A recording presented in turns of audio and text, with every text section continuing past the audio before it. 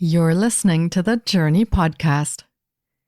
What happens when you take control of your own healing and refuse to settle? There's a thought-provoking episode coming up for you. This episode contains adult subject matter, and some listeners may be triggered by this content. Listener discretion is advised. Hi, I'm Petra Brunbauer, and with decades of experience with sadness, pain, anxiety, and stress, I finally figured out how to leave all that behind. And this podcast shows you how to break free permanently so you can reclaim your sanity and find the self-esteem and energy to go after the life you desire. With real talk about mental health, holistic healing, and the tough journey of coming out the other end. This is the Jōrni Podcast. Welcome to today's episode. In this episode, we explore a remarkable story of resilience and transformation.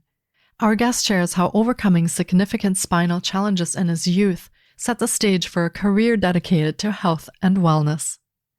Zeke Samples is a best-selling author, speaker, certified in sports nutrition, a WBFF Pro, and IFA. With over 25 years in the health and wellness industry and once a weight loss patient himself, Zeke has overcome the past physical limiting challenges of scoliosis and kyphosis of the spine during his teenage years to now lead a life dedicated to helping others achieve their health and wellness goals. Zeke is a past national champion and runner-up world champion in physique competitions and pairs that experience and lifelong knowledge to his personal commitment to help patients of all ages needing nutritional expertise and guidance. In his Genesis Wellness platform, Zeke targets body chemistry and lowers toxicity levels in the body, helping those patients develop weight loss sustainability patterns while finding maintenance in all aspects of food, body weight, and balance. His primary focus is to change the way his patients view and manage their health by educating, shifting paradigms, and executing consistency 100% naturally and sustainably. Here is my interview with Zeke Samples.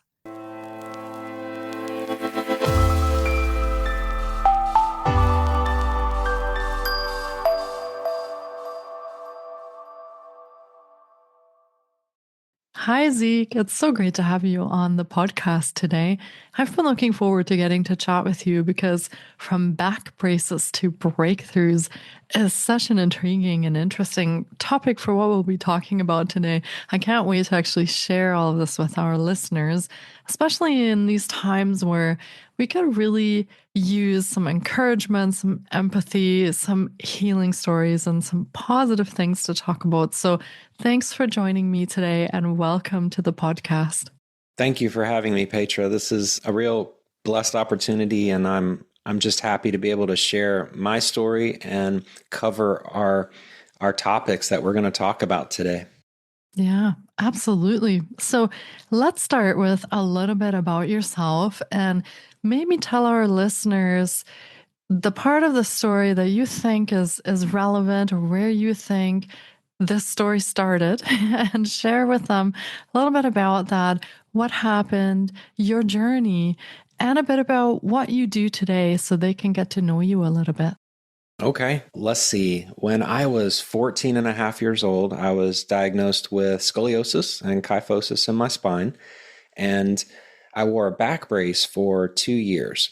But at that initial doctor's appointment, I was told that I had the choice of trying to correct my spine on my own, which would be with enough growth platelets that I had left in my body to do so, and I would have to wear the back brace to make sure that it stays stable, or I would have to have metal rods put in my back and the surgery. So I was at a crossroads. I'm 14 and a half years old. I just was awarded a scholarship to a prestigious boarding school in Virginia called Woodbury Forest School.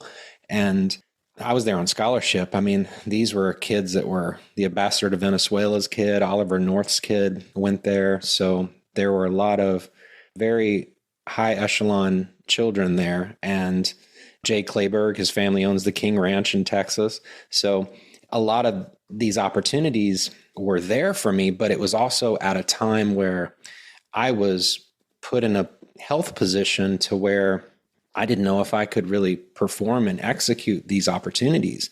So, of course, I went to the school, but every year I call it forced, but you were required to play sports along with your academics.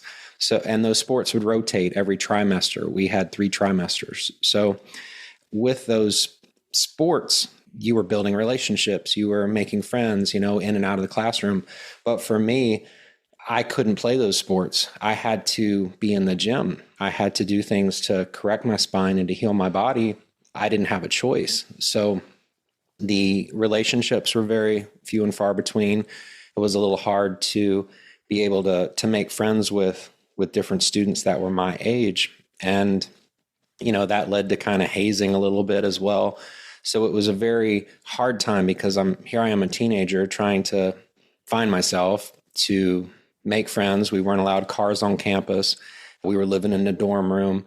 If we wanted to meet girls, it was a sign-up sheet, and we all took a bus over to a girls' school and had a mixer, So it was just very structured, and it wasn't military or anything. It was just for a better education.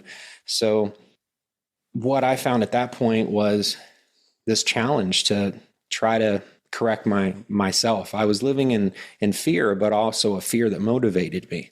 And when I thought, how can I fix this problem? I thought, well, I'm going to look towards exercise magazines. So at the time, it was Muscle and Fitness. It was Flex magazine.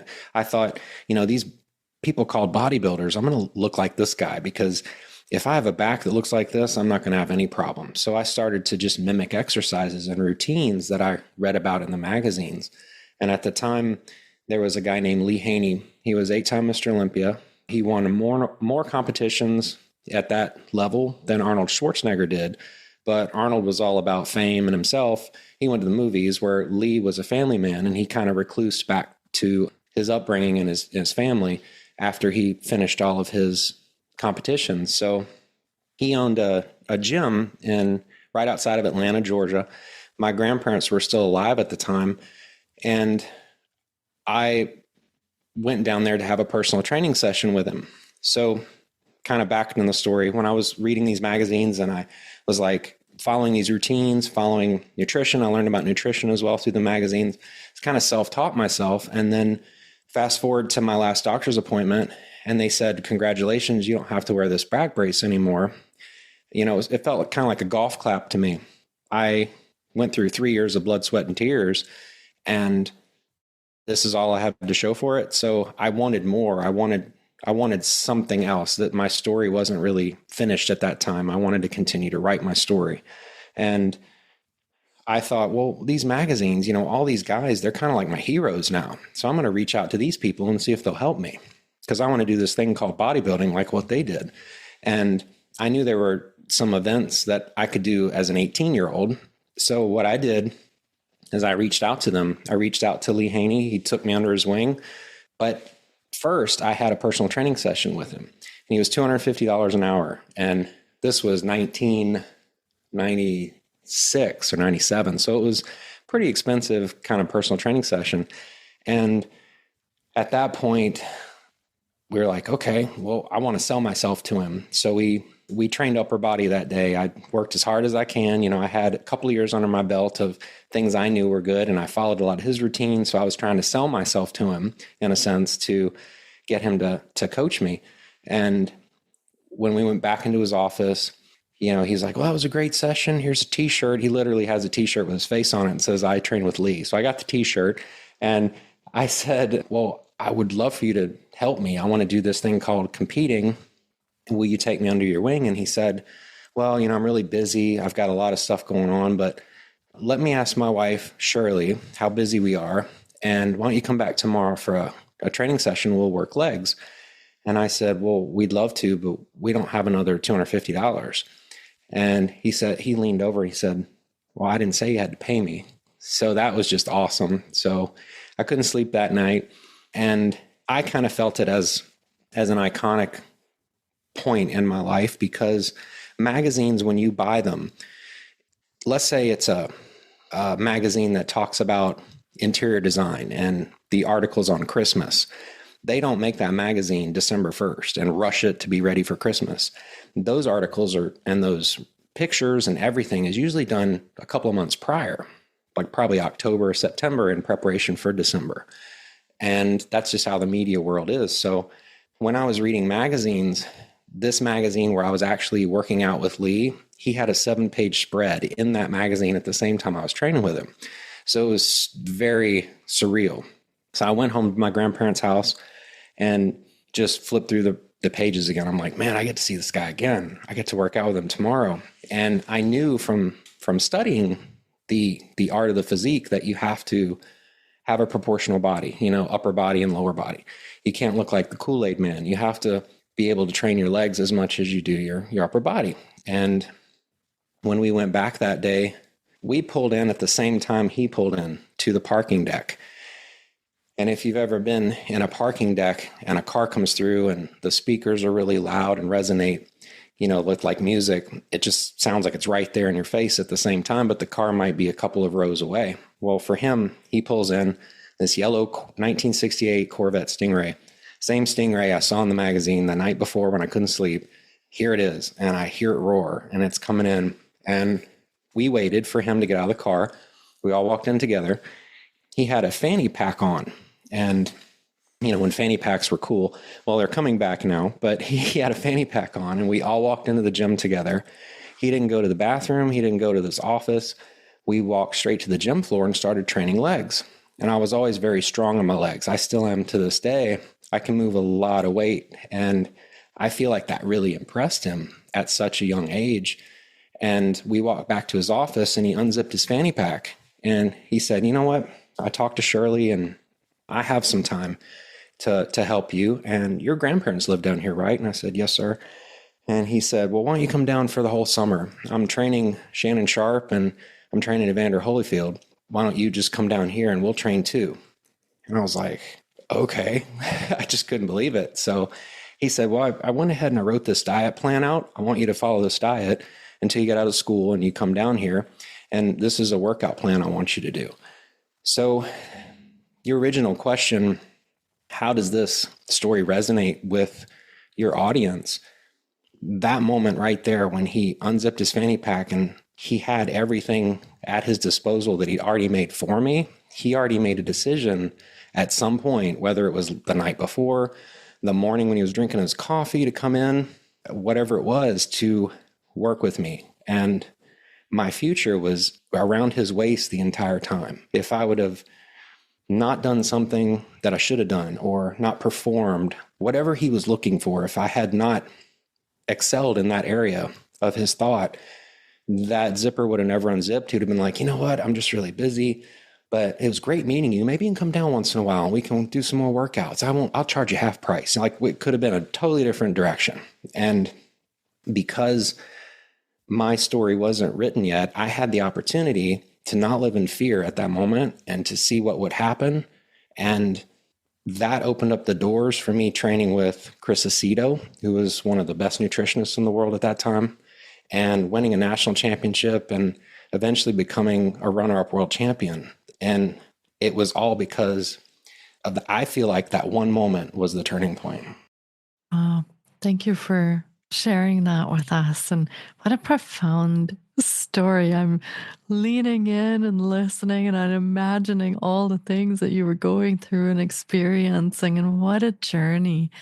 And I just want to go back a little bit in when you were telling us about your journey with your back, that you came up against a physical limitation. And this would have been quite scary. And being a teenager, having to make a decision like you were faced with, but realizing that there is something that you can do, and having that mindset, having that spirit, the determination, the resilience to go for that and to make that happen. And in your case, making that happen with exercise and all the blood, sweat, and tears, as you called it, that went into that.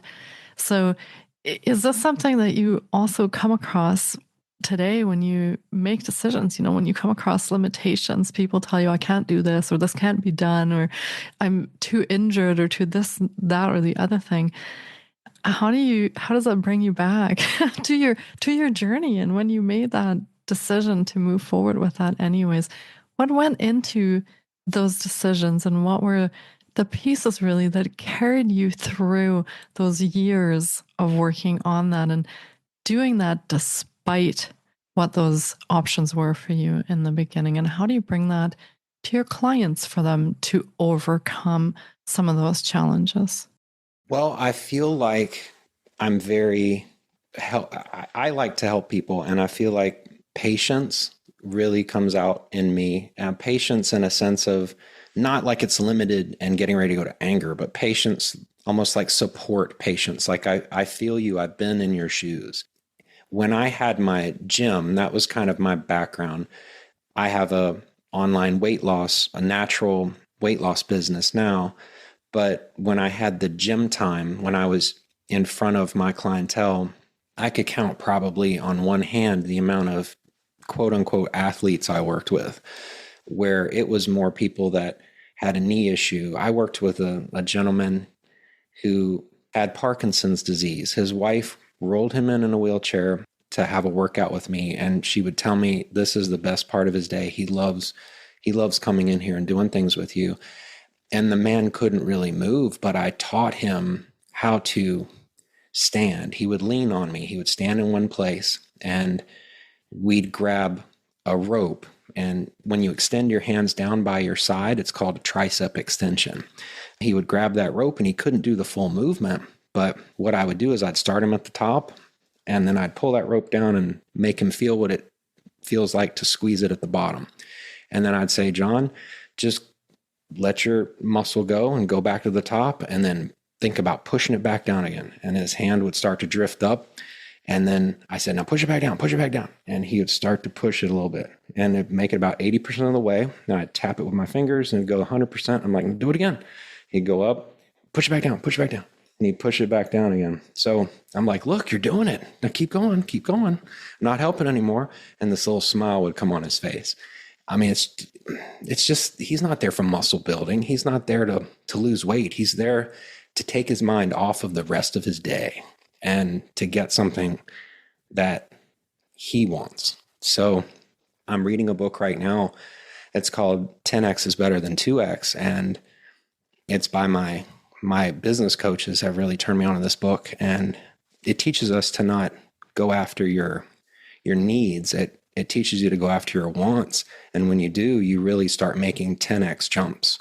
And every 10X jump you make, 20% of what you do is what got you that 10X jump. 80% is just noise.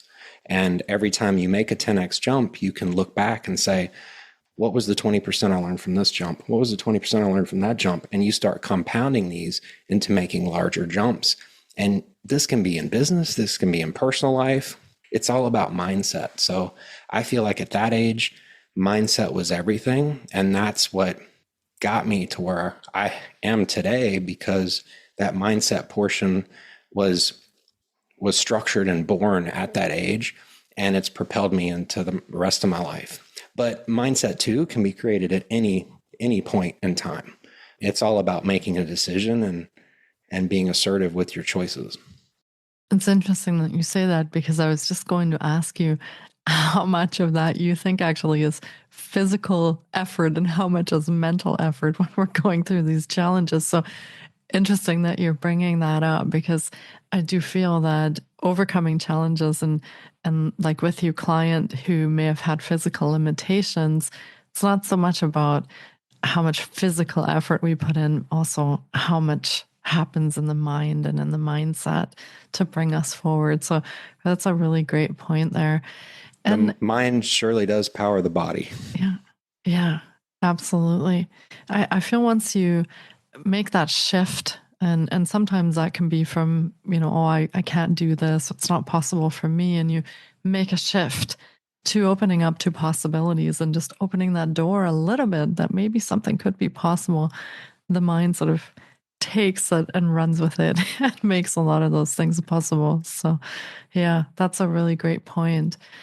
Now, when we are stuck in these very limited mindsets, and it does happen to us, and depending on our situation, how do you bring yourself out of that? How do you motivate yourself to really prioritize what you would like to happen, be that, in your business or be that in your personal life or your health or your nutrition? How do you bring yourself to just keep going and keep prioritizing that? I know that can be quite difficult a lot of the times, especially if you may have had not the best experiences at what you're trying to change previously. How do you help your clients with that? And how did you push yourself to keep going? Well, healing is a journey, it's not a destination. So I look for small things. And one thing that I learned very young was you can't change more than one thing at a time. If you do, then what do you know worked or not? It's the same thing with your body. If you want to lose weight and you started working out and you added cardio and then you started going on runs or hikes and then you hit a plateau, well, what do you fix? What do you drop? Do you increase something? Like, it's the same thing when it translates to our everyday activities. There can be just so much noise, especially today, as we're just bombarded from all sides, it feels like, with something. Just focus on one small thing. Just make promises to yourself, whether it's taking a walk or breathing exercises. There's been a lot of really good medical research just on taking a deep breath and letting it out, not only oxygenating your blood, but hearing it, feeling it. I mean, your death and life is in the power of the tongue. If you're speaking things that are negative, they might just be sarcastically negative, but your ears are hearing it. And then your mind is put into that place. In my past, when I've moved from one town to another and I had clients in person, one of the things I caught myself, I didn't catch myself on my own. Actually, a mentor caught me as I was explaining. But one thing that I was saying was, oh man, I'm back on the bottom of the ladder again. I don't know anybody in this city. Like, I'm going to have to build all this up all over again. But then he said, no, I'm going to stop you right there. I want to challenge you. You're not on the bottom of the ladder. You're at the top and everybody's going to know who you are. You're going to be able to have convertible conversations and everything is going to go your way. And I'm like, that's right. So it's like, it all goes back to just mindset. That is fascinating, especially considering the amount of negative thoughts people have running through their head every single day. I think there's been sort of studies on that as well, and the amount is absolutely staggering. It's in the tens of thousands, I think. So yeah, that's a lot of noise that we have to break through to make those changes for our well-being and our health. I feel that especially as women, we often feel like we don't deserve to have certain things. So deserve to take time to look after our bodies, deserve to take time to look after our health, because there are often other people in our lives that we prioritize, like our children, our spouses and partners, even our work or work colleagues. So how do you work with maybe especially female clients who have these mindsets that there's maybe guilt around taking time for yourself to look after your health, or there is a bit of that hesitation of, do I really deserve, or should I be doing other things? But how do you work with these limitations that we might place on ourselves when it comes to changing that? And I'm guessing that involves mindset as well, but how do you work with that? I feel like that is a big part of really feeling that we do deserve taking care of ourselves and our health. Of course. One of the most powerful things I've seen is when women reframe self-care as self-respect. So it's not selfish to prioritize your health. It's a way of showing respect for the body and mind that you carry through your life. I encourage my clients to think of it as setting boundaries with love. Like, I need these X things so that I can be the best capacity as a wife, as a mother. You can't pour from an empty cup. None of us can. And the people you love deserve the best from you. And that version of that person can only show up when you're taking care of what you need first. I hear people all the time that get comfortable when they get married, but you need to have those things that you do with your partner, activities that you like, activities that they like, but activities that you both enjoy too. Use those activities as ways to grow closer to each other. And be careful not to turn those activities, or actually the chores, into activities. For example, walking the dogs is something we both enjoy, but think of those as brain breaks. Activities are when you're focused on each other and you don't have any phones. The mindset change happens when you realize self-care isn't taking away from your family or your work. It's actually giving you more energy and focus to be present for the people and tasks that matter. Because, I mean, think of days when, and the listeners that are listening as well, think of days where you just go from, first thing in the morning to last thing at night, and you're burning the candle at both ends. You're doing all this stuff. Even if one practical tip I share is to schedule your self-care like you would a meeting or an appointment, like it's a non-negotiable. Even if it's 15 minutes, it's a block of time where you commit to yourself. For me, it's getting into nature. Fortunately, there are nice breezes here in Florida and nature trails all around. So it took me a while to realize that outside was different than doing things inside. Like, I love the gym. That was my stress release, but it wasn't the same connection. I like it when it rains. So I could be in the gym and it's sunny, and then I look outside while I'm halfway through my workout and it's raining, and I'm like, oh man, I wish I was in the woods right now. So it's like, well, I'm enjoying this. This is what made me. Like, what are you saying? Like my brain's like now fighting, and it just tells me that those other things, the nature things, there's really something in grounding that I feel like everybody should set time in their life to do. Not meaning the outside is better, but it was just different. Yeah. There are a lot of studies to support that as well. Nature therapy and forest bathing and different kinds of activities. And I'm guessing that you can combine those also with family activities. Bring your kids, bring your partner, bring your dog.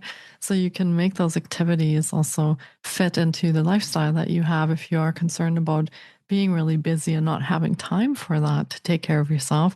Hopefully you can fit that around where you just get everyone involved for even just a few minutes and be able to fit that into the busy schedule.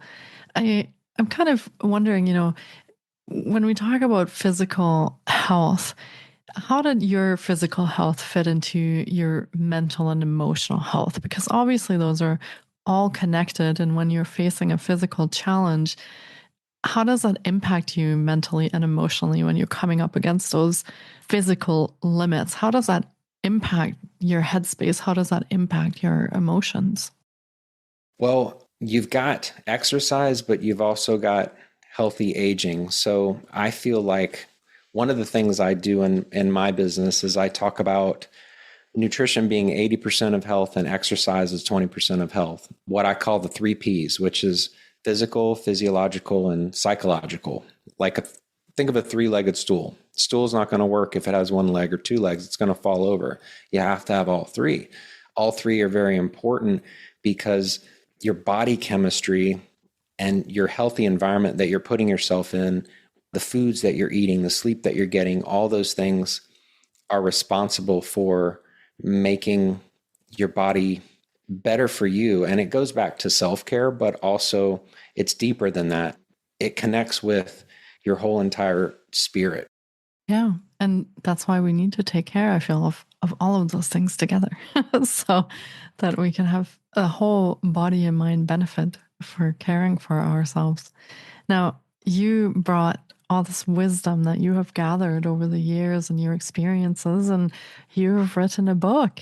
So tell us a little bit about that, the experience, and what is your book about, and maybe a little sneak peek at what's in it? Yeah, sure. So my book is as a reflection of story. I call it a faith-based book, but it's also on fitness, finance. It's all the F's, the good F words. So I feel that it's something that it was about 5 years in the making. I kept dragging my feet out on it, finishing it. But when I finally did, it's really been received by the people that have read it as something that they needed to hear, or something that really spoke to them, whether it's from a spiritual aspect, whether it's from a position in life where they're just feeling at the bottom. I mean, there was a point in my life when I was at that school and I was suicidal. And one of the teachers, I loved English class. And this was, before we had iPhones and computers weren't really that great. So when we had to write papers in English class, we would handwrite them. So I'd be 500, 1,000 words in. And if I misspelled one word, English teacher would rip up the page and say, start again. I'm so good in like writing papers that my wife has me write some of her stuff, or at least start it, because I can just find the words and align the paragraphs well. So what that means to this conversation is those things were things that kind of ingrained spirit and effort into me at a younger age. And I stayed in contact with that teacher, and he wrote me a letter, and I still have it in the envelope, and the post stamp date is 1998 because it was after I graduated. I mean, that's how much some of these events can really put a print on your mind almost. And that's what I want listeners to think about right now. So far in your life, what things have made you smile, that have made you feel worthy in your life? And think about those things, write them down, put them in a note somewhere, and refer back to these. And these will help build your spirit up. They'll help remind you of your self-worth when other things are shutting you down. You know, the dogs are going to bark, but the carriage keeps moving. Like, just think about it that way. Yeah, wonderful. And of course, we'll be linking to your book in the show notes so our listeners can find it there as well. And what do you have available for programs and services if our listeners are curious now after what we've talked about and they're thinking, oh, I would like to work with Zeke. I actually have some things that I'd love to work with him on. So what kind of things do you have available, and how can our listeners connect with you? Sure. Well, my business focuses on cellular detox and reestablishing the body's hormone levels to where they should be for a person's age, never extends them or elevates them. So it's really those 3 Ps. And I do have an ebook on hydration. One of the main things that I focus on is hydration and alkalinity in the body. So I do have an awesome ebook that has some nice drinks that you can add, either some vegetables like a cucumber, or you can add fruits to just give you something that's new and in your day. And also I have access to my communities where I have all of my team, so to speak, all of the people that are in the program and not in the program that just are there to motivate each other. I put videos in there, recipes, a lot of different things that are available. So we can certainly invite everybody to join that community. And I'll also give everybody that ebook just to give them something fun to get started. Wonderful. And for our listeners tuning in today, if you pop onto our podcast page and you scroll down a little bit, you'll see where you can sign up for the podcast perks. And we're also going to put Zeke's amazing offers into the back end of the podcast perks so that you can keep accessing those after you've listened to the episode, and you can connect with Zeke and see if you'd like to work with him. If there's something that comes up that you think could use some work and you think he's the person to do that with you, then please reach out, connect with him. And if you live, I guess, in Florida, then do you still have a gym, or do you work mostly virtually now with your clients? No, it's 100% virtual now. Mm-hmm. So I've got clients all over the world, and yes, so no in-person stuff, but definitely virtual. Perfect. No matter where you are, you can reach out to Zeke and connect with him. And That's right. This is all online. And Zeke also has a podcast called Surreal Body Health. So you can listen in from your favorite podcast provider. And there'll be more great things in extension to what we talked about today on the podcast that you can tune into.